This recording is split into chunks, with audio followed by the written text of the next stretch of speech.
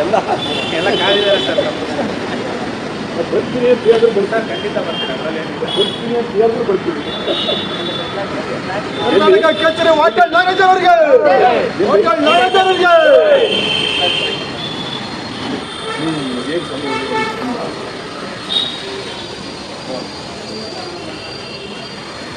ಅದನ್ನ ತಿಳಿಸುವಂತಹ ಕಾರ್ಯ ಇವತ್ತಾಗಿದೆ. ಸಲ್ಲಿಸೋಣ. ಅತ್ಯಂತ ಸಂತೋಷದಿಂದ ಪ್ರಾರಂಭಿಸ್ತಾ ಇದ್ದೇವೆ. ಈಗಾಗಲೇ ಜೀನಾಕು ಭಾವಚಿತ್ರಕ್ಕೆ ಪುಷ್ಪ ನಮನ ಸಲ್ಲಿಸುವುದಕ್ಕಾಗಿ ಕನ್ನಡ ಚಳವಳಿಯ ನಾಯಕರು, ಮಾಜಿ ಶಾಸಕರು ಆಗಿರುತ್ತದೆ ಎಲ್ಲರೂ ಬಂದಿದ್ದಾರೆ. ದಯಮಾಡಿ ಒಂದು ದೊಡ್ಡ ಚಪ್ಪಾಳೆಯ ಮೂಲಕ ಅವರನ್ನ ಮಾಡ್ಕೊಳ್ಳೋಣ. ಪ್ರಶಸ್ತಿ ಪುರಸ್ಕೃತರಲ್ಲಿ ಇನ್ನೋರ್ವರಾದಂತಹ ಶ್ರೀ ಬಸವರಾಜ್ ಐರಣಿರವರು, ಹಿರಿಯ ಕನ್ನಡ ಚಳುವಳಿಗಾರರು, ದಾವಣಗೆರೆ ಜಿಲ್ಲೆ, ಅವರು ಕೂಡ ವೇದಿಕೆಗೆ ಆಗಮಿಸಬೇಕು ಅಂತ ನಾನು ವಿನಂತಿಯನ್ನ ಮಾಡ್ಕೊಳ್ತಾ ಇದ್ದೇನೆ.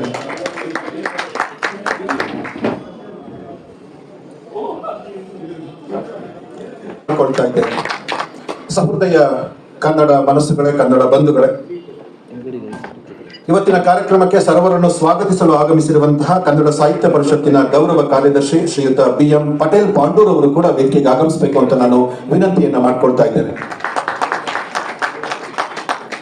ಸಹೃದಯ ಬಂಧುಗಳೇ, ಇವತ್ತಿನ ಪ್ರಶಸ್ತಿ ಸಮಾರಂಭವನ್ನು ಆರಂಭ ಮಾಡೋದಕ್ಕೂ ಮುಂಚೆ ಇತ್ತೀಚೆಗೆ ನಮ್ಮನ್ನೆಲ್ಲ ಅಗಲಿದಂತಹ ಕನ್ನಡದ ಹಿರಿಯ ಚಿಂತಕರು, ಈ ನಾಡು ಕಂಡಂತಹ ಖ್ಯಾತ ಕಾದಂಬರಿಗಾರರು, ಸರಸ್ವತಿ ಸಮ್ಮಾನ್ ಪ್ರಶಸ್ತಿ ಪುರಸ್ಕೃತರು ಆಗಿರುವಂತಹ ಸನ್ಮಾನ್ಯ ಶ್ರೀ SL ಭೈರಪ್ಪನವರು ನಮ್ಮೆಲ್ಲರನ್ನ ಬಿಟ್ಟು ಅಗಲಿರುವುದು ನಿಮ್ಗೆಲ್ಲರಿಗೂ ಗೊತ್ತಿದೆ. ಹಾಗಾಗಿ ಈ ಕಾರ್ಯಕ್ರಮಕ್ಕೂ ಮುನ್ನ 1 ನಿಮಿಷದ ಮೌನಾಚರಣೆಯ ಗೌರವವನ್ನ ಅವರಿಗೆ ಸಲ್ಲಿಸೋಣ. ದಯಮಾಡಿ ತಾವೆಲ್ಲರೂ ಕೂಡ ಎದ್ದು ಸಹಕರಿಸಬೇಕು ಅಂತ ಹೇಳಿ ನಾನು ವಿನಂತಿಯನ್ನ ಮಾಡ್ಕೊಳ್ತಾ ಇದ್ದೇನೆ.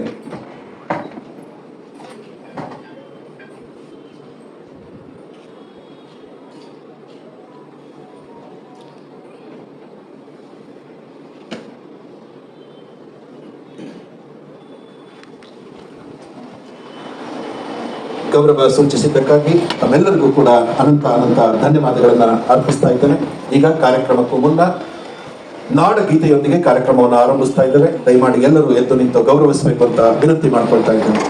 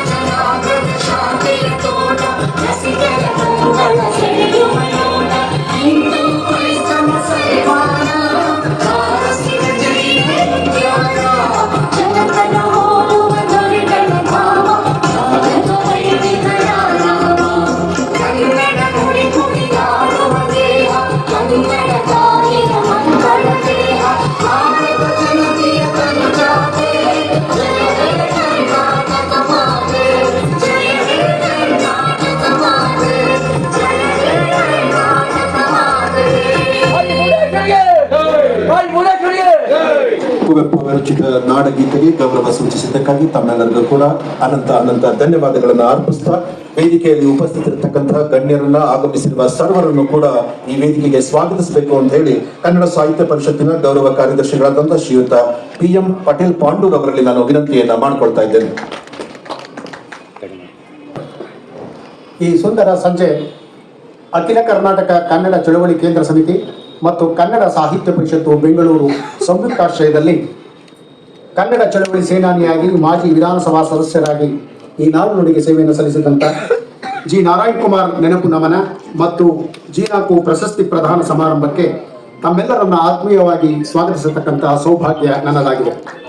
ಈ ಕಾರ್ಯಕ್ರಮದ ಉದ್ಘಾಟನೆಗಾಗಿ ಕನ್ನಡ ಸಾಹಿತ್ಯ ಪರಿಷತ್ತಿನ ಅಧ್ಯಕ್ಷರಾದಂಥ ನಾಡೋಜ ಡಾಕ್ಟರ್ ಮಹೇಶ್ ಜೋಶಿರವರು ಆಗಮಿಸಿ ಈ ಕಾರ್ಯಕ್ರಮವನ್ನು ಉದ್ಘಾಟನೆ ಮಾಡಿಕೊಡಬೇಕೆಂದು ಕೋರಿದಾಗ ಬಹಳ ಸಂತೋಷದಿಂದ ಆಗಮಿಸಿ ಈ ಕಾರ್ಯಕ್ರಮಕ್ಕೆ ಬಂದಿರುವುದರಿಂದ ಅವರನ್ನ ಈ ಎರಡೂ ಸಂಸ್ಥೆಗಳ ಪರವಾಗಿ ತಮ್ಮೆಲ್ಲರ ಪರವಾಗಿ ಹಾರ್ದಿಕವಾದಂತಹ ಸ್ವಾಗತವನ್ನ ಕೋರ್ತಾ ಇದ್ದೇನೆ.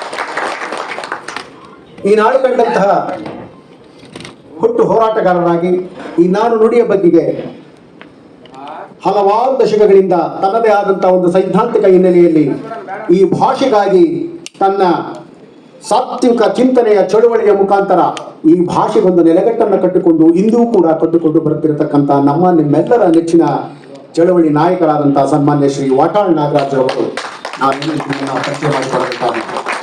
ಶ್ರೀಯುತರು ಮಾಜಿ ಶಾಸಕರಾಗಿ ಈ ನಾಡು ನುಡಿಗಾಗಿ ಇಲ್ಲಿಯ ತನಕ ಅವರ ಹೋರಾಟದ ಬದುಕು ಅದೊಂದು ಅದ್ವಿತೀಯ ಸ್ಮರಣೀಯವಾದಂತಹ ದಿನಗಳು.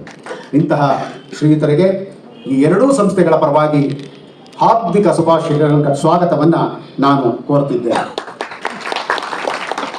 ಈ ಸಭೆಯ ಅಧ್ಯಕ್ಷತೆಯನ್ನು ವಹಿಸಿಕೊಂಡಿರತಕ್ಕಂಥವರು ರೈತ ರತ್ನ ಕುರುಬೂರು ಶಾಂತಕುಮಾರ್ ಅವರು, ಕರ್ನಾಟಕ ರಾಜ್ಯ ರೈತ ಸಂಘದ ಅಧ್ಯಕ್ಷರಾಗಿ ಹಾಗೂ ಕಬ್ಬು ಬೆಳೆಗಾರರ ಸಂಘದ ಅಧ್ಯಕ್ಷರಾಗಿರತಕ್ಕಂಥ ಅವರು ಸನ್ಮಾನ್ಯ ಶ್ರೀ ರೈತರತ್ನ ಕುರುಬೂರು ಶಾಂತಕುಮಾರ್ ಅವರಿಗೆ ಈ ಎರಡೂ ಸಂಸ್ಥೆಗಳ ಪರವಾಗಿ ತಮ್ಮೆಲ್ಲರ ಪರವಾಗಿ ಹಾರ್ದಿಕ ಸ್ವಾಗತವನ್ನು ಕೋರ್ತೇನೆ. ಇಂದು ಜೀನಾಕು ಪ್ರಶಸ್ತಿಗೆ ಪುರಸ್ಕೃತರಾಗಿರತಕ್ಕಂಥವರು ಶ್ರೀ ಸಚಿವ ಶ್ರೀಧರ್ ಅವರು. ಈ ನಾಡಿನ ಹಿರಿಯ ಪತ್ರಕರ್ತರು ಕನ್ನಡ ಚಳವಳಿಗಾರರು ಆದಂತಹ ಶ್ರೀಯುತರನ್ನು ಕೂಡ ನಾನು ಹಾರ್ದಿಕವಾಗಿ ಎರಡೂ ಸಂಸ್ಥೆಗಳ ಪರವಾಗಿ ಸ್ವಾಗತಿಸ್ತೇನೆ. ಹಾಗೆ ಹಿರಿಯ ಕನ್ನಡ ಚಳವಳಿಗಾರರಾದಂತಹ ದಾವಣಗೆರೆ ಜಿಲ್ಲೆಯ ಶ್ರೀ ಬಸವರಾಜ್ ಐರಣೀರವರನ್ನು ಕೂಡ ನಾನು ಹಾರ್ದಿಕವಾಗಿ ಸ್ವಾಗತಿಸುತ್ತೇನೆ. ಈ ಕನ್ನಡ ಚಳವಳಿಯ ನಾಯಕರಾಗಿ ಅಖಿಲ ಕರ್ನಾಟಕ ಕನ್ನಡ ಚಳವಳಿ ಕೇಂದ್ರ ಸಮಿತಿಯ ಅಧ್ಯಕ್ಷರಾಗಿ ಕ್ರಿಯಾಶೀಲ ಹೋರಾಟಗಾರರಾಗಿರತಕ್ಕಂಥ ಸನ್ಮಾನ್ಯ ಶ್ರೀ ಗುರುದೇವ್ ನಾರಾಯಣ್ ಕುಮಾರ್ ಅವರನ್ನು ಕೂಡ ನಾನು ಹಾರ್ದಿಕವಾಗಿ ಸ್ವಾಗತಿಸುತ್ತೇನೆ. ಬಂಧುಗಳೇ, ನಗರದ ಹಾಗೂ ನಾಡಿನ ಹಲವಾರು ಭಾಗಗಳಿಂದ ಬಂದಿರತಕ್ಕಂಥ ಎಲ್ಲ ಪ್ರಮುಖ ರೈತ ಮುಖಂಡರುಗಳನ್ನ, ಚಳವಳಿ ಹೋರಾಟಗಾರರನ್ನ, ನಾಡು ನುಡಿ ಹಿತಚಿಂತಕರನ್ನ, ಮಾಧ್ಯಮ ಮಿತ್ರರನ್ನ ಹಾಗೂ ಕನ್ನಡ ಅಭಿಮಾನಿಗಳನ್ನ ಕನ್ನಡ ಸಾಹಿತ್ಯ ಪರಿಷತ್ತು ಹಾಗೂ ಅಖಿಲ ಕರ್ನಾಟಕ ಕನ್ನಡ ಚಳವಳಿ ಕೇಂದ್ರ ಸಮಿತಿಯಿಂದ ಹಾರ್ದಿಕವಾಗಿ ಸ್ವಾಗತಿಸುತ್ತಾ ನನ್ನ ಸ್ವಾಗತಿಗೆ ಮಂಗಳವನ್ನು ಹಾಡ್ತೇನೆ. ಜೈ ಹಿಂದ್, ಜೈ ಕನ್ನಡ.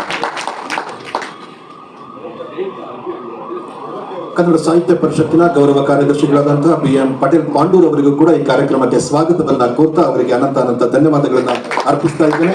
ಇದೀಗ ಉದ್ಘಾಟನಾ ಕಾರ್ಯಕ್ರಮ. ನಮ್ಮ ಇಂದಿನ ಕಾರ್ಯಕ್ರಮದಲ್ಲಿ ಉಪಸ್ಥಿತರಿರುವಂತಹ ಕಾರ್ಯಕ್ರಮದ ಉದ್ಘಾಟನೆಯನ್ನ ಮಾಡಲಿಕ್ಕೆ ಆಗಮಿಸಿರುವಂತಹ ನಾಡೋಜ ಡಾಕ್ಟರ್ ಮಹೇಶ್ ಜೋಶಿ ಅವರು ದೀಪ ಬೆಳಗುವ ಮೂಲಕ ಉದ್ಘಾಟನೆಯನ್ನ ಮಾಡಬೇಕು ಅಂತ ಕೇಳ್ಕೊಳ್ತಾ ಇದ್ದೇನೆ.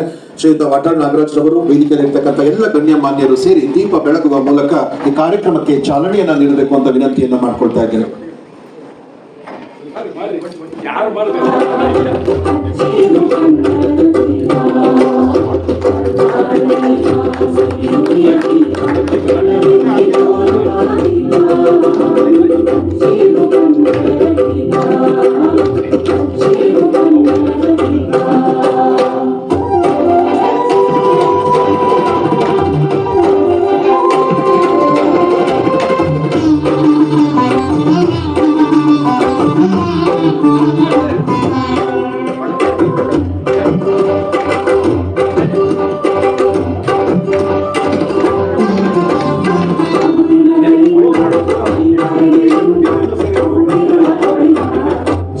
ಕನ್ನಡ ಚಳುವಳಿಯ ಸೇನಾನಿ, ಗುಂಡಿಪೇಟೆ ವಿಧಾನಸಭಾ ಕ್ಷೇತ್ರದ ಮಾಜಿ ಸದಸ್ಯರಾದ ಜಿ ನಾರಾಯಣ್ ಕುಮಾರ್ ಅವರ ಭಾವಚಿತ್ರಕ್ಕೆ ಪುಷ್ಪ ನಮನವನ್ನ ಸಲ್ಲಿಸಬೇಕು ಎಲ್ಲ ಗಣ್ಯರು ಅಂತ ಹೇಳಿ ನಾನು ವಿನಂತಿಯನ್ನ ಮಾಡ್ಕೊಳ್ತಾ ಇದ್ದೇನೆ.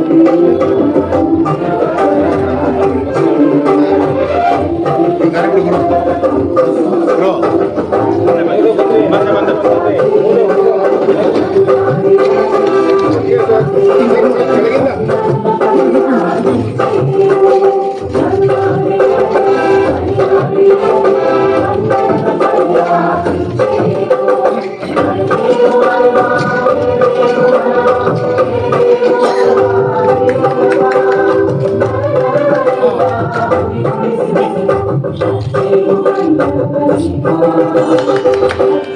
ಎಲ್ಲ ಗಣ್ಯಮಾನ್ಯರಿಗೆ ಅನಂತ ಅನಂತ ಧನ್ಯವಾದಗಳನ್ನ ಅರ್ಪಿಸ್ತಾ ಈ ಕಾರ್ಯಕ್ರಮ ಏಕೆ ಎನ್ನುವುದರ ಕುರಿತಾಗಿ ಇವತ್ತಿನ ಕಾರ್ಯಕ್ರಮದ ಆಯೋಜಕರಾಗಿರ್ತಕ್ಕಂತಹ ಜಿ ನಾರಾಯಣ್ ಕುಮಾರ್ ಅವರ ಸುಪುತ್ರ ಶ್ರೀ ಗುರುದೇವ್ ನಾರಾಯಣ್ ಕುಮಾರ್ ಅವರು ಅಧ್ಯಕ್ಷರು ಕನ್ನಡ ಚಳವಳಿ ಸಮಿತಿ ಕೇಂದ್ರ ಸಮಿತಿ ಅವರು ಈ ಕಾರ್ಯಕ್ರಮದ ಕುರಿತಾಗಿ ಒಂದೆರಡು ಪ್ರಾಸ್ತಾವಿಕ ನುಡಿಗಳನ್ನ ಹೇಳಬೇಕು ಅಂತ ಹೇಳಿ ನಾನು ವಿನಂತಿಯನ್ನ ಮಾಡ್ಕೊಳ್ತಾ ಇದ್ದೇನೆ. ಈ ಒಂದು ಸುಂದರ ಸಂಜೆಯ ಕಾರ್ಯಕ್ರಮಕ್ಕೆ ಸಾಕ್ಷೀಭೂತರಾಗಲು ವೇದಿಕೆ ಮೇಲೆ ಆಸೀನರಾಗಿರ್ತಕ್ಕಂಥ ಕನ್ನಡ ಸಾಹಿತ್ಯ ಪರಿಷತ್ತಿನ ಅಧ್ಯಕ್ಷರಾಗಿರ್ತಕ್ಕಂಥ ನಾಡೋಜ ಡಾಕ್ಟರ್ ವೈ ಜೋಶಿ ಅವರೇ, ನಮ್ಮ ತಂದೆಯ ಒಡನಾಡಿಗಳಾಗಿ ಹಲವು ದಶಕಗಳ ಕಾಲ ಒಟ್ಟಿಗೆ ಕನ್ನಡ ಚಳವಳಿ ಹೋರಾಟಗಳನ್ನು ನಡೆಸಿಕೊಂಡು ಬಂದು ನಮ್ಮೆಲ್ಲರಿಗೂ ಕೂಡ ಮಾರ್ಗದರ್ಶಕರಾಗಿ ಇವತ್ತು ಕರ್ನಾಟಕ ರತ್ನ ಅನ್ನೋದು ಒಂದು ಅದಕ್ಕೆ ಬೆಲೆ ಇಲ್ದಂಗೆ ಆಗಿದೆ. ನಿಜವಾಗ್ಲೂ ಏನಾದರೂ ಕರ್ನಾಟಕ ರತ್ನ ಅಂತ ಯಾರಾದ್ರೂ ಇದ್ರೆ ಇವತ್ತು ಅದು ಸನ್ಮಾನ್ಯ ಶ್ರೀ ವಾಟಾಳ್ ನಾಗರಾಜ್ ಅಂತ ನಾವು ಸಂದರ್ಭದಲ್ಲಿ ಹಲವಾರು ದಶಕಗಳ ಕಾಲ ಮನೆ ಮಠ ಮಕ್ಕಳು ತಮ್ಮ ಸ್ವಂತ ಕೆಲಸಗಳಾಗಲಿ ಯಾವುದನ್ನೂ ಕೂಡ ಮನಗಾಣದೆ ಹೋರಾಟ ಹೋರಾಟ ಹೋರಾಟ ಅನ್ನೋದ್ರಲ್ಲೇ ತಮ್ಮ ಇಡೀ ಜೀವಮಾನವನ್ನ ಕಳೆದರು. ಕರ್ನಾಟಕ ರತ್ನ ಅನ್ನೋದು ಒಂದು ಸರ್ಕಾರ ಪ್ರಶಸ್ತಿ ಕೊಡೋದಲ್ಲ, ಅದು ಯಾವತ್ತೂ ಆಗ್ಬಿಟ್ಟಿದ್ದಾರೆ ಅವರು. ನಮ್ಮ ತಂದೆಯವರು ವಾಟಾಳ್ ಅವರು ವಿಚಾರದಲ್ಲಿ ಏನೇ ಇದ್ರೂ ಕೂಡ ಕನ್ನಡ ಅಂತ ಹೇಳಿದಾಗ ಈ ಒಂದು ನಾಡಿನ ರಕ್ಷಣೆಗೋಸ್ಕರ ಯಾವಾಗಲೂ ಮುಂದೆ ನಿಂತ್ಕೊಳ್ಳೋರು. ಅದೊಂದು ಇತಿಹಾಸ ಆಗೋದು. ಇವತ್ತು ನಮ್ಮ ತಂದೆಯವ್ರನ್ನ ಕಳ್ಕೊಂಡೇನೆ 20 ವರ್ಷ ಆಯ್ತು. ಈ 20 ವರ್ಷ ಹೇಗೋಯ್ತು ಅಂತ ಒಂದ್ಸಲಿ ಹಿಂದೆ ತಿರುಗಿ ನೋಡಿದ್ರೆ ನಿಜವಾಗ್ಲೂ ಕೂಡ ಬಹಳ ಒಂದು ಬೇಸರ ಆಗುತ್ತೆ. ಯಾಕೆ ಅಂತ ಹೇಳಿದ್ರೆ ಅವತ್ತು ಹೋರಾಟದಲ್ಲಿ ನಮ್ಮ ತಂದೆ ಯಾವಾಗ್ಲೂ ಹೇಳೋರು, ನಾವು ಬೆಂಗಳೂರು ಬಂದಿಲ್ಲ ಕರ್ನಾಟಕ ಬಂದಂತ ಏನಾದ್ರು ಕರೆ ಕೊಟ್ರೆ ಪೊಲೀಸ್ ಅವರು ಸರ್ಪಗಾವಲು ಹಾಕಿ ಎಲ್ಲಾ ಕಡೆ ಹುಡುಕೋರು ನಮ್ಮನ್ನ, ನಾವ್ ಯಾರ ಕೈನಲ್ಲೂ ಕೂಡ ಸಿಗ್ತಾ ಇರ್ಲಿಲ್ಲ. ನನಗೆ ವಾಟಾಳ್ ಸಾಹೇಬ್ರೆ ಹೇಳಿದ್ರು ಒಂದ್ಸಲಿ, ಮಹಿಳೆ ಬಂಧನ ಸಂದರ್ಭದಲ್ಲಿ ಮಹಿಳೆ ಮಹಿಳೆ ಯಾರು ಅಂತ ಹೇಳಿದ್ರೆ ವಾಟಾಳ್ ನಾಗರಾಜ್ ಸಾಹೇಬ್ರು ಬುರ್ಕ ಹಾಕೊಂಡು, ನಮ್ಮ ತಂದೆ ಒಬ್ರು ಒಂದು ಟೋಪಿ ಹಾಕೊಂಡು ಗಡ್ಡ ಹಾಕೊಂಡು ಸಾಬಿ ತರ, ಸಾಹೇಬ್ರು ಬುರ್ಕ ಹಾಕೊಂಡು ಅವರು ಶ್ರೀಮತಿ ತರ, ಇಬ್ರು ಗಂಡ ಹೆಂಡತಿ ತರ ಬಂದು ಬೆಂಗಳೂರು ಬಂದಲ್ಲಿ ಏನು 144 ಸೆಕ್ಷನ್ ಇತ್ತು, ಅದನ್ನ ಬ್ರೇಕ್ ಮಾಡಿ ಸರ್ಕಾರದ ವಿರುದ್ಧ ಪ್ರತಿಭಟನೆಗಳನ್ನ ತೋರಿಸ್ತಾ ಇದ್ರು. ಇವತ್ತೇನಾದ್ರೂ ಆ ಒಂದು ಕೆಚ್ಚತೆ ಯಾರಲ್ಲಾದ್ರೂ ಇದೆಯಾ ನಾವು ಯೋಚನೆ ಮಾಡಬೇಕಾಗಿತ್ತು. ವಿಧಾನಸೌಧದಲ್ಲಿ ಪ್ರವೇಶ ಮಾಡಿ ಕನ್ನಡದ ಬಗ್ಗೆ ಕನ್ನಡಿಗರ ಬಗ್ಗೆ ಹಲವಾರು ಹೋರಾಟಗಳನ್ನ ಸದನದ ಒಳಗೆ ಹೊರಗಡೆ ಜೊತೆಯಾಗಿ ಮಾಡ್ಕೊಂಡ್ ಬಂದ್ರು. ನನಗೆ ಬುದ್ಧಿ ಬಂದಾಗ ನಾನು ಅವಾಗೇನೋ ಕಾಲೇಜಲ್ಲಿ ಓದ್ತಾ ಇದ್ದೆ, ಸದನ ನಡೀತಿರತ್ತೆ, ಎಸ್ ಎಂ ಕೃಷ್ಣ ಅವ್ರ ಸರ್ಕಾರ ಇರುತ್ತೆ. ಕಾವೇರಿ ವಿಷಯದಲ್ಲಿ ನಮ್ಮ ತಂದೆಯವರು ವಾಟಾಳ್ ನಾಗರಾಜ್ ಅವರು ಸದನದ ಹೊರಗಡೆ ಕಪ್ಪು ಬಾವುಟವನ್ನ ಪ್ರದರ್ಶನ ಮಾಡ್ತಾರೆ. ಅವತ್ತು ಇಡೀ ಸದನದಲ್ಲಿ ಇರ್ತಕ್ಕಂಥ ಎಲ್ಲಾ ಶಾಸಕರು ಹೊರಗಡೆ ಓಡ್ ಬರ್ತಾರೆ. ಅದು ಅವರ ಹೋರಾಟಕ್ಕಿದ್ದಂತ ಕಿಚ್ಚು ಇವತ್ತು ನಾವೆಲ್ಲೂ ಕೂಡ ಕಾಣಕ್ಕೆ ಸಾಧ್ಯ ಆಗ್ತಿಲ್ಲ. ಇವತ್ತು ಹೋರಾಟಗಳು ಹೇಗಾಗೋಗಿದೆ ಅಂತ ಹೇಳಿದ್ರೆ ಒಂದು ಮೊಬೈಲ್ ಇಟ್ಕೊಂಡ್ಬಿಟ್ಟು 4 ಕಡೆ ಹೋಗಿ ಕೇವಲ ನಾಮಫಲಕ ಬದಲಾವಣೆ ಮಾಡಿ ಅಂದ ತಕ್ಷಣ ಇವತ್ತು ಹೋರಾಟ ಅನ್ನೋದು ಸೀಮಿತ ಆಗೋಗಿದೆ. ಇಲ್ಲ ಫೇಸ್ಬುಕ್ ಮುಂದೆ ಕೂತ್ಕೊಂಡು ಗಂಟೆಗಟ್ಟಲೆ ಮಾತಾಡ್ಬಿಟ್ರೆ ಅದು ಹೋರಾಟ ಆಗೋಗಿದೆ. ಹೋರಾಟ ಅನ್ನೋದು ಇವತ್ತು ದಿಕ್ಕು ತಪ್ತಾ ಇದೆ, ಹೋರಾಟದಕ್ಕೆ ಅರ್ಥ ಇಲ್ಲ. ಇವತ್ತು ನಿಜವಾಗ್ಲೂ ನಮ್ಮ ತಂದೆಯವ್ರ ಬಗ್ಗೆ ಏನಾದ್ರು ವಿಷಯ ಗೊತ್ತಿದೆ ಅಂತ ಹೇಳಿದ್ರೆ ಮಹೇಶ್ ಜೋಶಿ ಅವ್ರಿಗೂ ಬಹಳ ಒಡನಾಟ ಇತ್ತು, ಅವ್ರು ಗೊತ್ತಿದೆ. ಅದೇ ರೀತಿನಲ್ಲಿ ವಾಟಾಳ್ ನಾಗರಾಜ್ ಸಾಹೇಬ್ರಿಗೆ, ಯಾಕಂದ್ರೆ ಅಧಿಕೃತವಾಗಿ ಅವರೇನೆ ಇವತ್ತು ಜೊತೆನಲ್ಲಿ ಹೋರಾಟಗಳನ್ನ ಮಾಡ್ಕೊಂಡ್ಬಂದು ಜೊತೆನಲ್ಲಿ ವಿಧಾನಸಭೆಗೆ ಹೋಗಿ ಇವತ್ತು ಕನ್ನಡಿಗ ಕರ್ನಾಟಕಕ್ಕೋಸ್ಕರ ತಮ್ಮ ಇಡೀ ಜೀವನವನ್ನ ತ್ಯಾಗ ಮಾಡಿದಂತ ವಾಟಾಳ್ ನಾಗರಾಜ್ ಅವ್ರಿಗೆ ಮತ್ತೊಮ್ಮೆ ನಮ್ಮ ಕರ್ನಾಟಕ ರತ್ನ ಸಿಗಬೇಕು ಅಂತ ಹೇಳಿ ನಮ್ಮ ತಂದೆಯವರಿಗೆ ಪುಣ್ಯ ಸ್ಮರಣೆ ಕಾರ್ಯಕ್ರಮದಲ್ಲಿ ಸರ್ಕಾರಕ್ಕೆ ತಮ್ಮ ಮೂಲಕ ನಾನು ಒತ್ತಾಯ ಮಾಡ್ತಾ ಇದ್ದೀನಿ. ಹಾಗೆ ಇವತ್ತು ರೈತ ರತ್ನ ಕುರುಬೂರು ಶಾಂತಕುಮಾರ್ ಅವ್ರದ್ದು ಬಹಳ ದೊಡ್ಡ ಹೋರಾಟ. ಅದೇ ಎಸ್ ಎಂ ಕೃಷ್ಣ ಅವರ ಸಮಯದಲ್ಲಿ ಕಬಿನಿಯಿಂದ ಒಂದು ತೊಟ್ಟು ನೀರನ್ನು ಕೂಡ ನಾನು ಬಿಡುಗಡೆ ಮಾಡೋದಿಲ್ಲ ಅಂತ ಹೇಳಿ ಸಹಸ್ರಾರು ಜನಸಂಖ್ಯೆ ರೈತರಲ್ಲಿ ಅಲ್ಲಿ ಧರಣಿ ಕೂತ್ಕೊಂಡು ಯಾವುದೇ ಕಾರಣಕ್ಕೂ ಕಬಿನಿಯಿಂದ ನೀರನ್ನ ಬಿಡದೆ ಗೆದ್ದಂತ ಮಗ ಅಂತ ಹೇಳಿದ್ರೆ ಕುರುಬೂರು ಶಾಂತಕುಮಾರ್ ಅವರು. ಇವತ್ತು ಪ್ರೊಫೆಸರ್ ಎಂ ಡಿ ನಂಜುಂಡಸ್ವಾಮಿ ಅವರು ಒಂದು ಹೋರಾಟದ ಕೊಂಡಿ ಆಗಿದ್ರು, ಪುಟ್ಟಣ್ಣಯ್ಯ ಅವರಿಲ್ಲ. ನಂತರ ಇವತ್ತೇನಾದ್ರು ರೈತ ನಾಯಕರಾಗಿ ರೈತರಿಗೆ ಯಾರಾದ್ರೂ ಒಬ್ರು ಭರವಸೆ ಮೂಡಿಸಿದ್ದಾರೆ ಅಂತ ಹೇಳಿದ್ರೆ ಅದು ರೈತ ರತ್ನ ಕುರುಬೂರು ಶಾಂತಕುಮಾರ್ ಅವರು ಕೂಡ ನನಗೆಲ್ಲ ಮಾರ್ಗದರ್ಶನವನ್ನು ಮಾಡ್ಕೊಂಡು ಬರ್ತಾ ಇವತ್ತು ಈ ಕಾರ್ಯಕ್ರಮಕ್ಕೆ ಬಂದಿದ್ದಾರೆ. ಅದಕ್ಕೆ ಅವ್ರಿಗೆ ನಾನು ಅಭಿನಂದನೆಗಳನ್ನ ಸಲ್ಲಿಸ್ತಾ ಇದ್ದೀನಿ. ಇನ್ನು ಸಚಿವ ಶ್ರೀಧರ್ ಅವರು ಹೇಳಾಗೆ ಇಲ್ಲ, ಯಾಕಂದ್ರೆ ನಾವೆಲ್ಲ ಹುಟ್ಟಕ್ ಮುಂಚೆಯಿಂದಾನು ನಮ್ಮ ತಂದೆಯವರ ಜೊತೆಯಲ್ಲಿ ಪತ್ರಕರ್ತರಾಗಿ ಕನ್ನಡ ಚಳವಳಿ ಹೋರಾಟಗಾರರಾಗಿ ಅವತ್ತು ಆಗಿನ ಕಾಲದಲ್ಲಿ ಚಳವಳಿ ಜೊತೆಯಲ್ಲಿ ಯಾವ ರೀತಿ ಇದ್ರು ಅಂತ ಹೇಳಿದ್ರೆ ಹೆಸರಿಗೆ ಪತ್ರಕರ್ತರು ಆದ್ರೆ ಮನಸ್ಸೆಲ್ಲ ಕನ್ನಡ ಚಳವಳಿ ಹೋರಾಟ. ಆ ರೀತಿಯಲ್ಲಿ ಅವರು ತಮ್ಮ ಜೀವನವನ್ನ ಮುಡುಪಾಗಿಟ್ಕೊಂಡ್ ಬಂದವರು. ಬಹಳಷ್ಟು ಜನ ಉದಾಹರಣೆಗಳು ಸಿಗತ್ತೆ. ಅದರಲ್ಲಿ ಸಚಿವ ಶ್ರೀಧರ್ ಅವರು ನಮ್ಮ ತಂದೆ ಕಡೆಯ ದಿನದವರೆಗೂ ಕೂಡ ಅವ್ರ ಜೊತೆನಲ್ಲಿದ್ದವರು. ಇವತ್ತು ಅವ್ರಿಗೆ ನಮ್ಮ ತಂದೆಯ ಜಿ ನಾರಾಯಣ್ ಕುಮಾರ್ ಪ್ರಶಸ್ತಿ ಕೊಡ್ತಾ ಇದ್ದೀವಿ. ನಿಜವಾದ ಅದು ಆ ಒಂದು ಪ್ರಶಸ್ತಿಗೆ ಇವತ್ತು ನಿಜವಾದ ಅರ್ಥಪೂರ್ಣವಾಗಿದೆ ಅಂತ ನಾನು ಹೇಳಕ್ಕೆ ಇಚ್ಛೆ ಪಡ್ತಾ ಇದ್ದೀನಿ. ಹಾಗೆ ಬಸವರಾಜ್ ಐರಾಣಿರವರು ಗೋಕಾಕ್ ಚಳವಳಿನಲ್ಲಿ ಬಹಳ ದೊಡ್ಡದಾಗಿ ದಾವಣಗೆರೆನಲ್ಲಿ ಕನ್ನಡ ಹೋರಾಟವನ್ನ ಹಮ್ಮಿಕೊಂಡು ಹಲವಾರು ಬಾರಿ ಜೈಲು ವಾಸಗಳನ್ನ ಅನುಭವಿಸ್ತಾ ಮಧ್ಯ ಕರ್ನಾಟಕ ಭಾಗದಲ್ಲಿ ಕನ್ನಡದ ಡಿಂಡಿಮವನ್ನ ಬಾರಿಸಿ ಇವತ್ತು ಅವ್ರ ಜೊತೆನಲ್ಲಿ ಹಲವಾರು ಹೋರಾಟಗಾರರು ಇದ್ದಾರೆ. ನಮ್ಮ ಶಿವಕುಮಾರ್ ಅವ್ರು ಬರ್ಬೇಕಾಗಿತ್ತು, ಇವತ್ತು ಅವ್ರ ಮಗ ಶಿವರತನ್ ಅವ್ರು ಬಂದಿದ್ದಾರೆ ಇವತ್ತು. ಹಾಗೆ ಹೇಳ್ತಾ ಹೋಯ್ತು ಅಂತ ಹೇಳಿದ್ರೆ ಇವತ್ತು ನನ್ನ ಮಾತಿಗಿಂತ ವಾಟಾಳ್ ಸಾಹೇಬ್ರ ಮಾತು, ನನ್ನ ತಂದೆ ಅವ್ರ ಬಗ್ಗೆ ತಿಳ್ಕೊಂಡಿರ್ತಕ್ಕಂಥ ಮಹೇಶ್ ಜೋಶಿ ಅವ್ರ ಮಾತು, ಹಾಗೆ ಸಚಿವ ಶ್ರೀಧರ್ ಅವರು ಮತ್ತೆ ಬಸವರಾಜ್ ಐರಾಣಿಯವರು ಅವ್ರ ಮಾತುಗಳನ್ನ ಕೇಳಬೇಕು. ಯಾಕೆಂತ ಹೇಳಿದ್ರೆ ನನ್ನ ತಂದೆ ನನಗೆ ಹೆಚ್ಚು, ಆದ್ರೆ ಅವ್ರಿಗೆ ಯಾವ ರೀತಿ ಹೆಚ್ಚಾಗಿದ್ದಾರೆ ಅಂತ ಅವ್ರ ಮಾತಲ್ಲೇ ನೀವು ಕೇಳಬೇಕು. ಯಾಕೆ ಅಂತ ಹೇಳಿದ್ರೆ ಸ್ನೇಹ ಅನ್ನೋದು ಅದಕ್ಕೊಂದು ದೊಡ್ಡ ಮೌಲ್ಯ.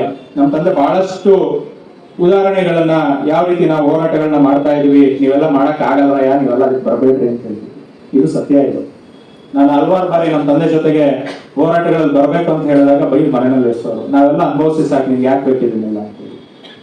ಆದ್ರೆ ಅದೇನೋ ಗೊತ್ತಿಲ್ಲ, ಅದು ನಮ್ಮ ತಂದೆಯವರು ಚಿಕ್ಕ ವಯಸ್ಸಲ್ಲಿ ನಮ್ಮನ್ನ ಬೆಳೆಸಿದಂತ ರೀತಿಯಿಂದ ಇವತ್ತು ನಾವು ಕನ್ನಡ ಚಳವಳಿಯಲ್ಲಿ ಕಷ್ಟವೋ ಸುಖವೋ ನಮ್ಮ ಕೈಯಲ್ಲಿ ಏನಾಗತ್ತೆ ನಾವು ಹೋರಾಟವನ್ನ ಮಾಡಬೇಕು ಅಂತ ಹೇಳಿ ಬಂದಿದ್ವಿ.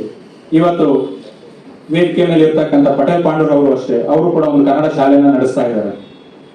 ಕನ್ನಡ ಶಾಲೆ ನಡೆಸೋದು ಅಷ್ಟು ಸುಲಭ ಅಲ್ಲ, ಆ ಕಷ್ಟ ನಮಗೂ ಗೊತ್ತಿದೆ, ಅವ್ರಿಗೂ ಗೊತ್ತಿದೆ.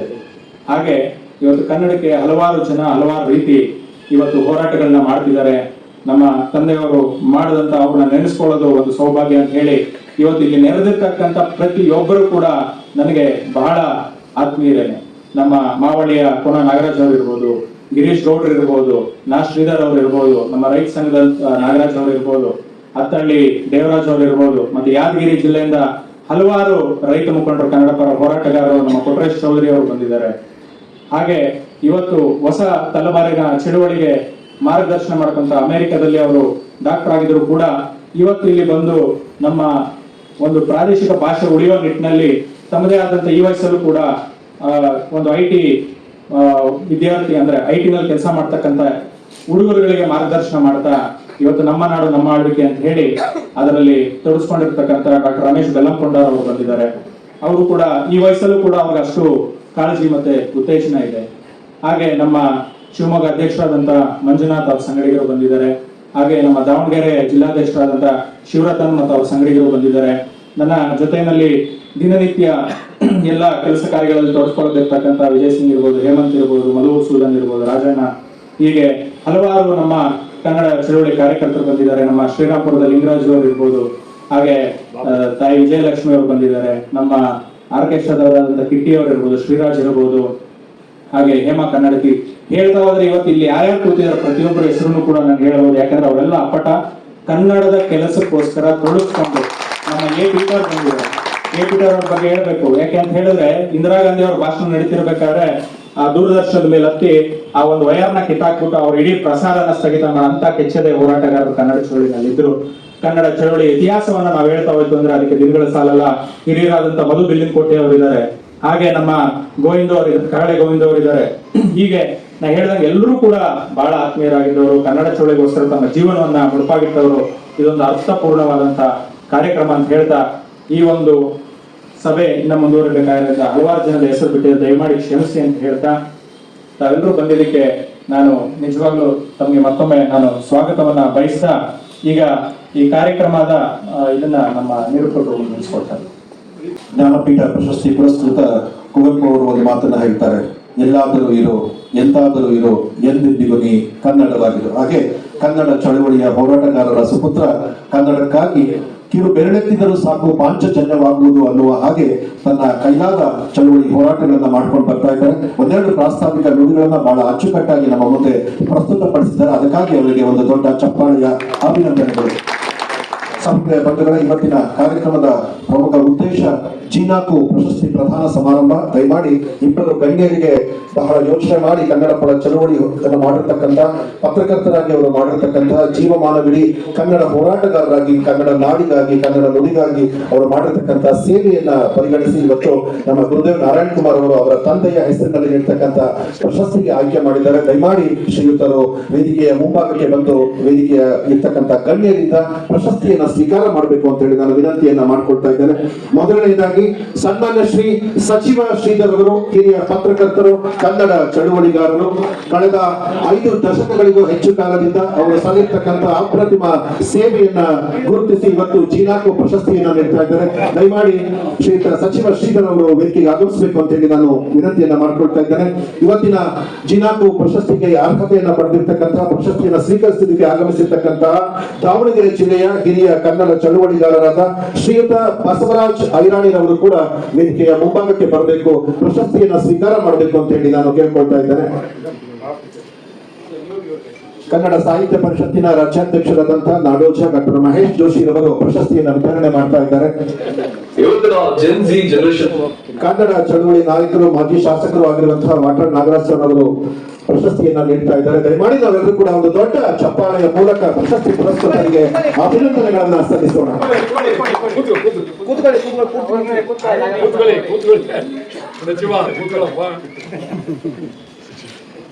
ಸಚಿವರು ಹಾಗೆ ಇರಿ, ಹಾಗೆ ಇರ್ಲಿ. ಶ್ರೀಯುತ ಬಸವರಾಜ್ ಐರಾಣಿರವರು ಅವರು ಕೂಡ ಪ್ರಶಸ್ತಿಯನ್ನ ಸ್ವೀಕಾರ ಮಾಡಬೇಕು ಅಂತ ಹೇಳಿ ಕೇಳ್ಕೊಳ್ತಾ ಇದ್ದಾರೆ. ಜೀನಾಕು ಪ್ರಶಸ್ತಿಯನ್ನ ಸ್ವೀಕಾರ ಮಾಡ್ತಾ ಇದ್ದಾರೆ. ವೇದಿಕೆಯಲ್ಲಿರ್ತಕ್ಕಂಥ ಎಲ್ಲ ಗಣ್ಯರು ಸೇರಿ ಶಾಲು ಹೊದಿಸಿ ಸನ್ಮಾನಿಸಿ ಪ್ರಶಸ್ತಿಯನ್ನ ನೀಡ್ತಾ ಇದ್ದಾರೆ. ನಾವೆಲ್ಲರೂ ದೊಡ್ಡ ಚಪ್ಪಾಳೆಯ ಮೂಲಕ ಬಸವರಾಜ್ ಐರಾಣಿರವರಿಗೆ ಅಭಿನಂದನೆಗಳನ್ನ ಸಲ್ಲಿಸೋಣ.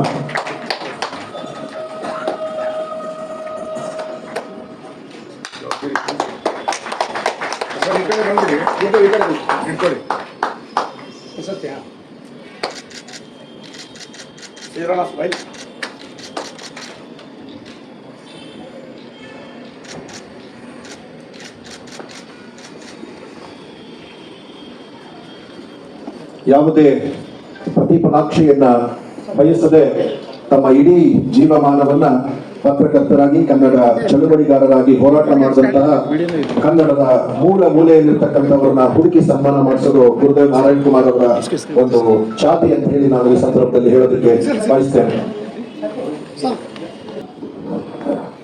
ಈ ಸಮಾರಂಭದ ಅಧ್ಯಕ್ಷತೆಯನ್ನು ವಹಿಸಿರ್ತಕ್ಕಂತಹ ನನ್ನ ಹಿತೈಷಿಗಳು ರೈತ ರತ್ನ ಕುರುಬೂರು ಶಾಂತಕುಮಾರ್ ಅವರೇ,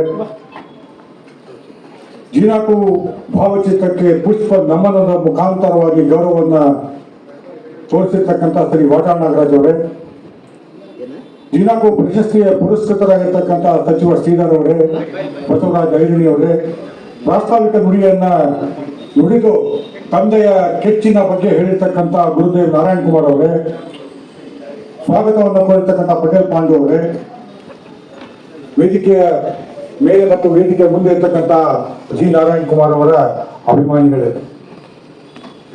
ಕನ್ನಡದ ಹೆಸರಿನಲ್ಲಿ ಅನೇಕರು ಇವತ್ತು ಜೀವನ ಮಾಡ್ತಾ ಇದ್ದಾರೆ. ಆದರೆ ಕನ್ನಡಕ್ಕೋಸ್ಕರವಾಗಿ ಜೀವ ಕೊಡ್ತಕ್ಕಂಥವ್ರ ಸಂಖ್ಯೆ ಬಹಳ ವಿರಳವಾಗಿದೆ. ಅಂತ ಕನ್ನಡಕ್ಕೋಸ್ಕರವಾಗಿ ಪ್ರತಿದಿನವೂ ಸಹಿತ ತಮ್ಮ ಜೀವವನ್ನ ತೆಗೆದಿರ್ತಕ್ಕಂಥವರಲ್ಲಿ ನಮಗೆ ಜ್ಞಾಪಕ ಬರ್ತಕ್ಕಂಥದ್ದು ಥಟ್ ಅಂತ ಅಂದ್ರೆ ಜಿ ನಾರಾಯಣ್ ಕುಮಾರ್ ಅವರು ನಮ್ಮ ಜೊತೆಗಿರ್ತಕ್ಕಂಥ ವಾಟಾಳ್ ನಾಗರಾಜ್ ಅವರು. ಪ್ರತಿದಿನವೂ ಹೋರಾಟ, ವಾಟಾಳ್ ಅಂದ್ರೆ ಹೋರಾಟ, ನಾರಾಯಣ್ ಕುಮಾರ್ ಅಂದ್ರೆ ಹೋರಾಟ, ಪ್ರತಿ ದಿನವೂ ಸಹಿತ ಬಾವುಟ, ಕನ್ನಡದ ಬಾವುಟ. ಕನ್ನಡಿಗ ಎಲ್ಲೇ ಅನ್ಯಾಯ ಆಗಲಿ ಮೊದಲನೇ ಸಾಲಿನಲ್ಲಿ ಹೋಗಿ ಜೊತೆಗೆ ಇವರ ಜೀವನ ಅಂದ್ರೆ ಪೊಲೀಸರ ಜೊತೆಗೆ ಹೋರಾಟ, ಪೊಲೀಸ್ ಜೊತೆಗೆ ಕೇಸು, ಬಣ್ಣು ಮತಿ ಬರೀ ಇದೇ ಆಗುತ್ತೆ ಅಂತಕ್ಕಂಥದ್ದು. ಶಾಸಕರಾದಾಗ ಒಳಗಡೆ ಜೊತೆಗೆ ಒಳಗಡೆಯಿಂದಲೂ ಸಹಿತ ಹೊರಗಡೆ ಬಂದು ಪ್ರತಿಯೊಬ್ಬರಲ್ಲೂ ಸಹಿತ ಕನ್ನಡದ ಕೆಚ್ಚನ್ನ, ಕನ್ನಡದ ರೊಚ್ಚನ್ನ, ಇವತ್ತು ಕನ್ನಡದ ಕೆಚ್ಚು ಇಲ್ಲ, ರೊಚ್ಚು ಇಲ್ಲ. ನಮ್ಗೆ ಗುರುದೇವ್ ಹೇಳಿದಾಗೆ ಮುಂದೆ ಏನಾಗತ್ತಪ್ಪ ಅನ್ನುವಂತ ಭಯ ನನಗಿದೆ. ಕನ್ನಡ ಸಾಹಿತ್ಯ ಪರಿಷತ್ತಿನ ಅಧ್ಯಕ್ಷನಾಗಿ ನನಗೆ ಅತ್ಯಂತ ಭಯ. ನಾವು ಏನು ಕನಸನ್ನು ಉಟ್ಕೊಂಡು ಬಂದೆ, ಆ ಕನಸು ಇವತ್ತು ನನಸಾಗೋದಕ್ಕೆ ಸಾಧ್ಯನೇ ಇಲ್ಲ ಅನ್ನುವಂತಹ ಮಟ್ಟಿಗೆ ನಮಗೆ ಇವತ್ತು ಭ್ರಮೆ ಉಂಟಾಗಿದೆ. ಕನ್ನಡದ ಶಾಲೆಗಳು ಯಾವುದೇ ಕಾರಣಕ್ಕೂ ಮುಚ್ಚಬಾರದು ಅಂತ ಪ್ರತಿದಿನವೂ ಸಹಿತ ಮುಚ್ಚುತ್ತಾ ಇವೆ. ನಮ್ಮ ಧ್ವನಿ ಕೇಳುವುದೇ ಇಲ್ಲ ಆಗಿದೆ. ಕನ್ನಡ ಅನ್ನದ ಭಾಷೆ ಆಗಬೇಕು ಅಂತ ಪ್ರತಿದಿನ ಹೋರಾಟ ಮಾಡ್ತಕ್ಕಂಥದ್ದು ಎರಡರಲ್ಲೂ ಸಹಿತ ನಮಗೆ ಕಾನೂನಿನಿಂದ ಅಡ್ಡ ಆಗಿದೆ. ಜೊತೆಗೆ ಕನ್ನಡದ ಶಾಲೆ ಇವತ್ತು ಸರ್ಕಾರನೇ ಕನ್ನಡದ ಶಾಲೆಗಳನ್ನ ಮುಚ್ಚುತ್ತಾ ಇರ್ತಕ್ಕಂಥದ್ದಲ್ಲಿ ಇವತ್ತು ಬೇಗನೆ ಹೊರ ಮೇಲೆ ನಾವು ಯಾರು ತಗೋಣ? ತಾಯಿ ಆಲೆ ವಿಷಯ ನಾವು ಯಾರು ತಗೋಣ? ನನಗೆ ನಿಜವಾಗ್ಲೂ ಸಹಿತ ಮುಂದಿನ ದಿನಗಳು ಎಂಥ ದಿನಗಳು ನಮ್ಮ ಮೊಮ್ಮಕ್ಕಳು ಮುಂದಿನ ಜನಾಂಗ ಯಾವ ತರ ಕರ್ನಾಟಕದಲ್ಲಿ ಜೀವನವನ್ನು ಮಾಡ್ತಾರೆ, ಕನ್ನಡವನ್ನು ಉಳಿಸ್ಕೊಳ್ತಾರೆ. ನಾನು ಕನ್ನಡದಕ್ಕೆ ಅನೇಕ ಕಾರ್ಯಕ್ರಮಗಳಲ್ಲಿ ಹೋಗ್ಬೇಕಾದ್ರೆ ನಾನು ಏನ್ ಹೇಳ್ತಾ ಇದ್ದೇನೆ, ಕನ್ನಡವನ್ನು ಬೆಳೆಸೋಣ ಅಂತ ಹೇಳ್ತಾ ಇದ್ದೆ. ಇವತ್ತು ಬೆಳೆಸೋಣ ಅನ್ನೋಂಥ ಶಬ್ದ ಮತ್ತೆ ಬಂದಿದೆ, ಕನ್ನಡವನ್ನು ಉಳಿಸೋಣ ಅನ್ನೋಂಥ ಬಂದಿದೆ. ಕನ್ನಡವನ್ನು ಉಳಿಸ್ತಕ್ಕಂಥ ಸ್ಥಿತಿ ಬಂದಿದೆ. ಜೊತೆಗೆ ನನ್ಗೆ ಬಹಳ ದುಃಖ ಅಂದ್ರೆ ಶುದ್ಧ ಕನ್ನಡವಾಗಿರ್ತಕ್ಕಂಥ ಪ್ರತಿದಿನವೂ ಸಹಿತ ಮನೆಯಲ್ಲಿಯೇ ಉಪಯೋಗ ಮಾಡ್ತಕ್ಕಂಥ ಶಬ್ದಗಳು ಮಾಯವಾಗ್ತಾ ಇದೆ. ನೀವು ಯಾವುದೇ ಸಭೆಗೆ ಹೋಗಿ, ಯಾವುದೇ ಸಮಾರಂಭಕ್ಕೆ ಹೋಗಿ, ಅನ್ನ ಅನ್ನುವಂಥ ಶಬ್ದ ಇವತ್ತು ಹೋಗ್ಬಿಟ್ಟಿದೆ. ಎಲ್ಲರೂ ವೈಟ್ ರೈಸ್ ಅಂತ ಇದ್ದಾರೆ. ಚಿಕ್ಕಪ್ಪ, ದೊಡ್ಡಪ್ಪ, ಆಮೇಲೆ ಎಲ್ಲವೂ ಶಬ್ದಗಳು ಹೋಗ್ಬಿಟ್ಟು ಎಲ್ಲರೂ ಆಂಟಿ ಆಗ್ತಾ ಇದ್ದಾರೆ, ಎಲ್ಲವೂ ಅಂಕಲ್ ಆಗ್ತಾ ಇದ್ದಾರೆ. ನನಗೆ ಎಲ್ಲಿ ಕನ್ನಡವನ್ನು ಉಳಿಸ್ತಕ್ಕಂಥದ್ದು? ನಿಜವಾಗ್ಲೂ ಸಹಿತ ಇಂತಹ ಸಂದರ್ಭದಲ್ಲಿ ನಮಗೆ ಹೋರಾಟಗಾರರ ಅವಶ್ಯಕತೆ ಇವತ್ತು ಎಲ್ಲಕ್ಕಿಂತ ಹೆಚ್ಚಿನದಾಗಿ ಕಾಣ್ತಾ ಇದೆ. ಆದರೆ ಇವತ್ತು ಹೇಳಿದಾಗ ಎಲ್ಲೋ ಒಂದು ಕಡೆ ಆ ಕನ್ನಡದ ನಿಜವಾಗಿರ್ತಕ್ಕಂಥ ಕೆಚ್ಚು ಕಾಣ್ತಾ ಇಲ್ಲ, ರೊಚ್ಚು ಕಾಣ್ತಾ ಇಲ್ಲ. ಬಹಳ ಚೆನ್ನಾಗಿ ಹೇಳಿದ್ರು ನಮ್ಮ ಗುರುದೇವ್ ನಾರಾಯಣ್. ಎಲ್ಲೋ ಒಂದು ಕಡೆ ನಾವು ಇವತ್ತು ಸಾಮಾಜಿಕ ಜಾಲತಾಣದಲ್ಲಿ ಮಾತ್ರ ನಾವು ಹೋರಾಟಗಾರರಾಗಿದ್ದೀವಿ. ಸಾಮಾಜಿಕ ಜಾಲತಾಣ ಅದು ನೋಡೋರು ಎಷ್ಟು ಜನ? 1, 2, 4 ಜನ, 10 ಜನ.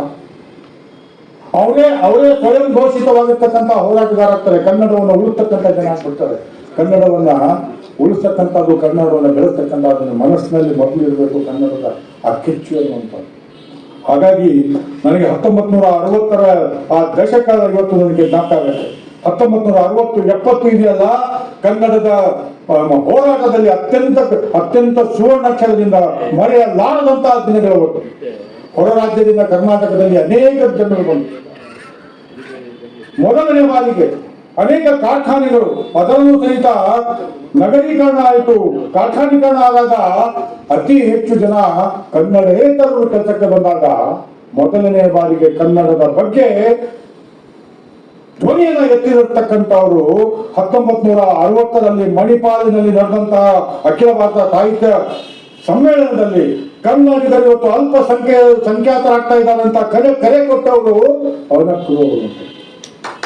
ಅವನಕ್ರವ್ರನ್ನ ನಾನು ಸಾಹಿತ್ಯ ಪರಿಷತ್ತಿನ ಅಧ್ಯಕ್ಷನಾಗಿ ಇವತ್ತು ಜ್ಞಾಪಿಸಿಕೊಳ್ಳಬೇಕು. ಅವರ ಜೊತೆಗೆ ಮ ರಾಮಮೂರ್ತಿ ಅವರು, ನಾಡಿಗೇರ ಕೃಷ್ಣರಾಯರು, ತೋರಾಸು ಅವರು, ಇವರೆಲ್ಲರೂ ಸಹಿತ ಹೋರಾಟಗಾರರು. ವ್ಯವಸ್ಥೆ ಮಾಡಿದವರು ಬಿ ಶಿವಮೂರ್ತಿ ಶಾಸ್ತ್ರಿಗಳು ಅವಾಗ ಅಧ್ಯಕ್ಷರಾಗಿದ್ದರು. ಹಾಗಾಗಿ ಹೌದೌದು ಎಂದಿಂದ ಅವರು ಅದಾದ ತಕ್ಷಣ 1970ರಲ್ಲಿ ನಮಗೆ ಎಲ್ಲೋ ಒಂದು ಕಡೆ ಕನ್ನಡಕ್ಕೆ ಎಂತಹ ಸಂಕಟ ಬಂತು ಅಂದ್ರೆ, ಎಂತಹ ತಿರುವು ಬಂತು. ಮ ರಾಮಮೂರ್ತಿ ಅವರು ಹಠಾತ್ ನಿಧನರಾಗ್ತಾರೆ 1968ರಲ್ಲಿ. 72ರಲ್ಲಿ ಅನಂತರವರು ಜೊತೆಗೆ ಯಾರು ಕನ್ನಡದ ಚಳವಳಿಗಳ ಜೊತೆಗೆ ಸೇರಿಸ್ಕೊಂಡಿರೋರು, ಗುರುತಿಸ್ಕೊಂಡವರು ಒಬ್ಬೊಬ್ಬರು ಹಿಂದೆ ಹೋಗ್ತಾರೆ, ಹಿಂದೆ ಹೋಗ್ತಾರೆ. ಅಂತಹ ಸಮಯದಲ್ಲಿ ಮತ್ತೆ ಕನ್ನಡದ ಕೆಚ್ಚನ್ನು ತಂದಿರೋರು ಅಂದ್ರೆ ವಾಟಾಳ್ ನಾಗರಾಜ್. ನಿಮ್ಮನ್ನು ಹೊಗಳಕ್ಕೆ ಹೇಳ್ತಲ್ಲ, ವಾಸ್ತವಿಕವಾಗಿರ್ತಕ್ಕಂಥ ಇವತ್ತು ವಿಷಯಗಳು ಕನ್ನಡದ ಹೋರಾಟಗಾರರ ಬಗ್ಗೆ ಇವತ್ತಿನ ಪೀಳಿಗೆಗೆ ಗೊತ್ತಿಲ್ಲ. ಆ ಗೊತ್ತು ಮಾಡ್ತಕ್ಕಂಥ ಕೆಲಸವನ್ನು ನಾವು ಮಾಡ್ತಾ ಇದ್ದೀವಿ.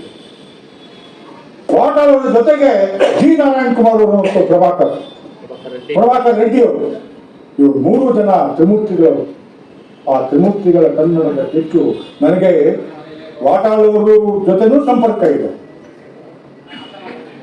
ಜಿ ನಾರಾಯಣ್ ಕುಮಾರ್ ಅವ್ರ ಜೊತೆ ನಾನು ಇನ್ನೂ ಸ್ವಲ್ಪ ಆತ್ಮೀಯತೆ ಜಾಸ್ತಿ ಇದೆ. ಯಾಕಂದ್ರೆ ಪ್ರತಿ ನವೆಂಬರ್ ರಾಜ್ಯೋತ್ಸವದಲ್ಲಿ ನಾನು ದೂರದರ್ಶನದಲ್ಲಿ ಇರಬೇಕಾದ್ರೆ ಪ್ರಸಾರವನ್ನು ಮಾಡ್ತಾ ಇದ್ದೆ. ಪ್ರಭಾಕರ್ ರೆಡ್ಡಿ ಅವ್ರ ಜೊತೆಗೂ ಜಿ ನಾರಾಯಣ್ ಕುಮಾರ್ ಅವರು ನನ್ನ ಜೊತೆಗೆ ನೇರವಾಗಿ ಕನ್ನಡಕ್ಕೆ ನನ್ನ ಕಷ್ಟ ಕಾಲದಲ್ಲಾಗಲಿ ಕನ್ನಡದ ಕೆಲಸವನ್ನ ಮಾಡಿದಾಗ ನಾನು ದೂರದರ್ಶನದಲ್ಲಿ ಮೊದಲನೇ ಬಾರಿಗೆ ಒಬ್ಬ ಕನ್ನಡದ ನಿಜವಾದ ಅಧಿಕಾರಿ ಬಂದಾಗ ಚಂದನ್ ಅನ್ನುವಂಥ ಹೆಸರನ್ನು ನಾವು ಇಟ್ಟಿದ್ವಿ. ಜೊತೆಗೆ ಕನ್ನಡದ ಕೆಲಸ ಅವತ್ತು ರಾಜಕೀಯ ನೋಡಿ ನಮ್ಗೆ ಎಲ್ಲೋದ್ರೂ ಸಹಿತ ರಾಜಕೀಯದಿಂದ ನಮಗೆ ತೊಂದರೆ. ನಮ್ಮ ಹಣೆ ಬರ ಅದೇ ತರ ಏನಂದ್ರೆ ಇಲ್ಲಿರ್ತಕ್ಕಂಥ ಸರ್ಕಾರ ಕೇಂದ್ರದಲ್ಲಿರಲ್ಲ, ಕೇಂದ್ರದಲ್ಲಿ ಇರ್ತಕ್ಕಂಥ ಸರ್ಕಾರ ಇಲ್ಲಿರಲ್ಲ. ಹಾಗಾಗಿ ಯಾವುದೇ ಸರ್ಕಾರದ ನೌಕರಿಯಲ್ಲಿ ಇದ್ರೂ ಸಹಿತ ನಮ್ಗೆ ಈ ತರ ಘಟನೆಗಳು ನಡೆದಿದೆ. ಆಗಿನ ಸಂದರ್ಭದಲ್ಲಿ ಕೇಂದ್ರದಲ್ಲಿ ಕಾಂಗ್ರೆಸ್ ಸರ್ಕಾರ ಇತ್ತು, ಕರ್ನಾಟಕದಲ್ಲಿ JDS ಮತ್ತು ಬಿಜೆಪಿ. ನಾನು ಹಲೋ CM ಕಾರ್ಯಕ್ರಮವನ್ನು ಪ್ರಾರಂಭ ಮಾಡಿದಾಗ ಕನ್ನಡದ ಕಾರ್ಯಕ್ರಮವನ್ನು ಮಾಡೋಕ್ಕೆ ಪ್ರಾರಂಭ ಮಾಡಿ ಜೊತೆಗೆ ಮುಖ್ಯಮಂತ್ರಿಗಳನ್ನ ಜನಸಾಮಾನ್ಯರ ಮಧ್ಯದಲ್ಲಿ ತೆಗೆದುಕೊಂಡು ಬಂದು ಅನೇಕ ಸಮಸ್ಯೆಗಳಿಗೆ ಪರಿಹಾರವನ್ನು ಕೊಟ್ಟಾಗ ನೀನು ಕೇಂದ್ರ ಸರ್ಕಾರದ ಒಬ್ಬ ಅಧಿಕಾರಿಯಾಗಿ ಕೇಂದ್ರದ ಬಗ್ಗೆ ನಿಂದು ನಾನು ಪ್ರಚಾರ ಕೊಡಬೇಕು, ರಾಜ್ಯದ ಬಗ್ಗೆ ಅಲ್ಲ ಅಂತ ನಾನು ವರ್ಗಾವಣೆ ಮಾಡಿದ್ವಿ. ಎಲ್ಲಿ ವರ್ಗಾವಣೆ ಮಾಡಿದ್ರೆ ಚೆನ್ನೈ. ಅವಾಗ ನನ್ನ ಹಿಂದೆ ನಿಂತಿರ್ತಕ್ಕಂಥವ್ರು ವಾಟಾಳವರು ನಿಂತು ಮತ್ತೆ ಜಿ ನಾರಾಯಣ್ ಕುಮಾರ್ ಮತ್ತಿದ್ದರ ಗೊತ್ತಿಲ್ಲ, ನಮ್ಮ ಜೊತೆಗೆ ನಿಂತು.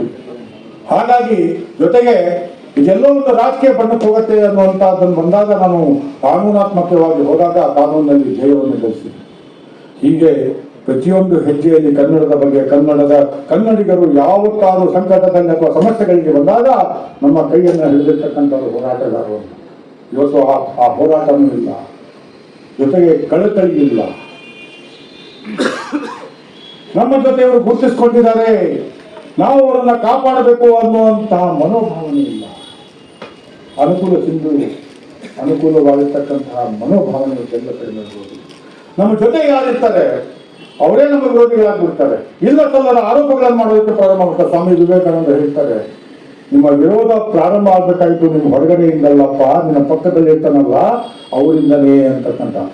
ಹಾಗಾಗಿ ನಿಮ್ಮ ವಿರೋಧ ಇದೆಯಲ್ಲ, ನಿಮ್ಮ ಜೊತೆ ಇರ್ತಾರಲ್ಲ ಅವ್ರ ಬಗ್ಗೆ ಬಹಳ ಎಚ್ಚರಿಕೆಯಿಂದ ಇರಬೇಕು ನೀನು ಅಂತಕ್ಕಂಥ. ನಾನು ಇವತ್ತು ನೋಡಿದೆ ಕನ್ನಡ ಸಾಹಿತ್ಯ ಪರಿಷತ್ತಿನಲ್ಲಿ ನಮ್ಮ ಜೊತೆ ಇರ್ತಕ್ಕಂಥವರೇ ವಿರೋಧಿಗಳಾಗಿರ್ತಾರೆ, ಇಲ್ಲದ ಸಭೆಗಳನ್ನು ಮಾಡ್ತಾರೆ.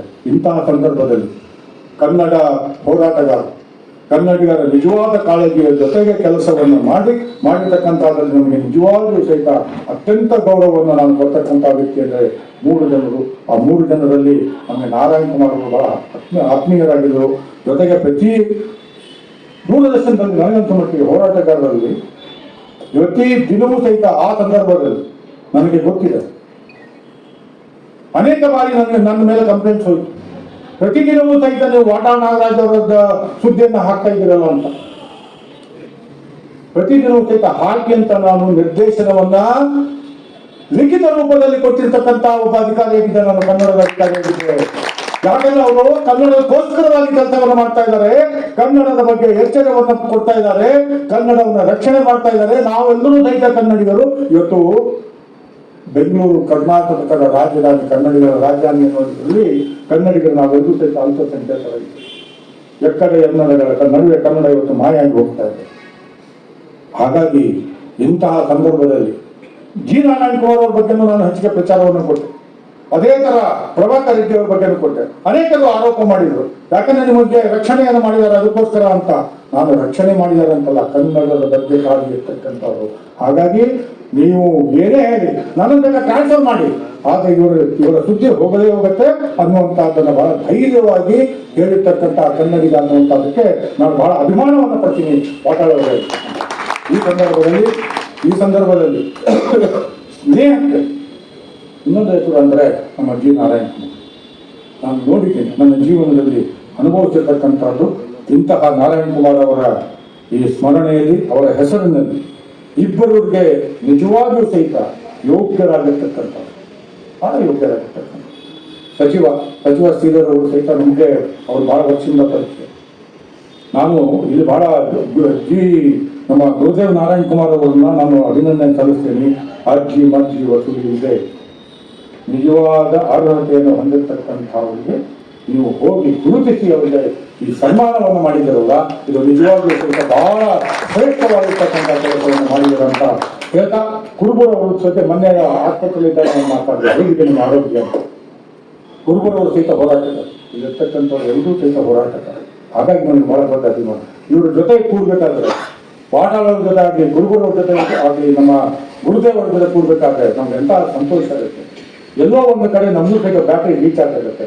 ಇವೆಲ್ಲವೂ ಸಹಿತ ಹೋರಾಟ ಇನ್ನೂ ಜಾಸ್ತಿ ಮಾಡಬೇಕು ಅನ್ನುವಂಥ ಛಲ ಬರುತ್ತೆ ಅನ್ನುವಂಥ ಇಂತಹ ಸಂದರ್ಭದಲ್ಲಿ ನಾನು ನಾರಾಯಣ್ ಕುಮಾರ್ ಅವರನ್ನ ಜ್ಞಾಪಿಸ್ಕೊಳ್ತಾ ಬಹಳ ಗೌರವದಿಂದ ಅವರ ಸ್ಮರಣೆಯಲ್ಲಿ ನನ್ನ ನಮನಗಳನ್ನು ಸಲ್ಲಿಸ್ತಾ, ನಾರಾಯಣ್ ಕುಮಾರ್ ಅವರು, ವಾಟಾಳ್ ಅವರು, ಅದೇ ಥರ ಪ್ರಭಾಕರ್ ರೆಡ್ಡಿ ಅವರ ಸಂಖ್ಯೆ ಇನ್ನೂ ಜಾಸ್ತಿ ಆಗಲಿ ಅನ್ನುವಂಥ ಪ್ರಾರ್ಥನೆಯನ್ನು ಮಾತ್ರ ನಾನು ಮಾಡಬಹುದು.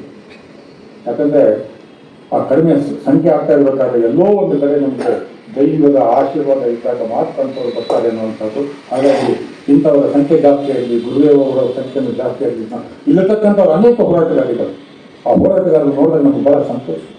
ಹಾಗಾಗಿ ಹೋರಾಟಗಾರರು, ನಿಜವಾದ ಹೋರಾಟಗಾರರು, ಕನ್ನಡದ ಬಗ್ಗೆ ನಿಜವಾದ ಕಾಳಜಿ ಇರ್ತಕ್ಕಂಥ, ಕಿಚ್ಚು ಇರ್ತಕ್ಕಂಥ, ಜೊತೆಗೆ ಏನಾದರೂ ಬಂದಾಗ ರೊಚ್ಚಿನಿಂದ ಹೋಗ್ತಕ್ಕಂಥ ಕನ್ನಡದಲ್ಲಿ ಅಂಥವರ ಸಂಖ್ಯೆ ಜಾಸ್ತಿ ಆಗಲಿ ಅಂತ ನಾನು ತಾಯಿ ಭುವನೇಶ್ವರಿಯಲ್ಲಿ ಪ್ರಾರ್ಥನೆ ಮಾಡಿ ನನ್ನ ಮಾತನ್ನು